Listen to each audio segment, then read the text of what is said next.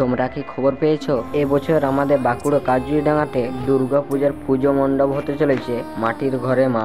আরে হ্যাঁ গো, আজ সেই পুজো মণ্ডপের কাজ কত দূর এগোলো চলো একবার ঘুরে দেখে নিই। যার প্রস্তুতির কাজ কতটা পরিমাণে এগিয়ে গিয়েছে তোমরা তো দেখতেই পাচ্ছ। যেখানে পুরো প্যান্ডেল সেজে উঠেছে বিভিন্ন ধরনের ডিজাইন ও নকশা। আর দিনের বেলায় যদি এত সুন্দর লাগে এই প্যান্ডেলটা দেখতে, রাত হলে লাইটের আলোতে ঠিক কতটা পরিমাণে সেজে উঠবে তা তোমরা আন্দাজও করতে পারছো না। চলো তোমাদেরকে একবার ভিতরে মহলটা একবার দেখায়। সত্যি বলতে ভিতরের ডিজাইনটা অসাধারণ। যেখানে উপরের সিলিংটা একবার দেখো, পুরো অসাধারণ ডিজাইন করা হয়েছে। আর এই হচ্ছে ওয়াল, আর এখানে সমস্ত রকমের নকশাকে কম বেশি ফুটিয়ে তোলার চেষ্টা করেছে। আর এ হলো পুজো মণ্ডপের প্রতিমা, যা ইতিমধ্যে প্রস্তুত হয়েই গেছে বলতে পারো। সত্যি বাঁকুড়া কাজুরিডাঙ্গার পুজো মণ্ডপটা এতটাই বড় যে এর পুজো মণ্ডপ দেখার জন্য কয়েক হাজার মানুষের ভিড় হয়। তাহলে বাঁকুড়া কাজুরিডাঙ্গাবাসী তোমরা কারা কারা এই পুজো মণ্ডপটি দেখতে আসছো আমাকে কমেন্টে একটু বলো তো।